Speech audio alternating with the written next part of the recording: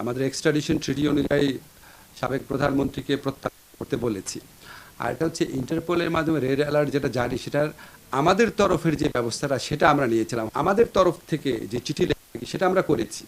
এখন Interpol red alert এখনও জারি করেছে কিনা সেটা আমাদের কাছে সুনিশ্চিত তথ্য নাই। এখন আমরা বিচার কাজ শুরু হলে অন্যান্যদের বিশেষ করে আইসিটির বিচার কাজ শেষ হলে তো সাথে সাথেই ইভেন বিচার কার্য চলাকালীন সময় যদি কখনো আদালত মনে করে যে তাদের এক্সট্রাডিশন প্রয়োজন, সেরকম কোনো মানে আমাদের কাছে মেসেজ আসলে প্রসিকিউটর অফিসের মাধ্যমে সাথে সাথে এক্সট্রাডিশন চাওয়া হবে।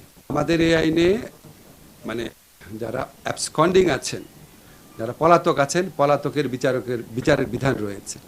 পলাতকের বিচারের বিধান রয়েছে। এটা তো সাধারণ খুনের ক্ষেত্রেও রয়েছে, আপনারা জানেন। কেউ পালিয়ে থাকলে কি তার বিচার হয় না? এখন আমরা তো আনার সর্বাত্মক চেষ্টা করছি।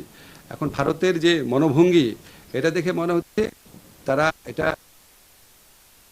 তারা এটাকে মানে নাকচ করার চেষ্টা করবে, এবং বরং তারা শেখ হাসিনাকে আশ্রয় দিয়ে তাকে অবাধে বাংলাদেশ সম্পর্কে উৎসাহমূলক, উস্কানিমূলক, বিভ্রান্তিকর কথাবার্তা বলতে দিয়ে তারা বরং বাংলাদেশে অস্থিতিশীলতা তৈরির যে প্রচেষ্টা করছে, তাতে আমাদের কাছে মনে হয় না এই আইনটা গুড ফেইথে বা সরল বিশ্বাসে এই আইনটা প্রতিপালন করার ইচ্ছা তাদের রয়েছে।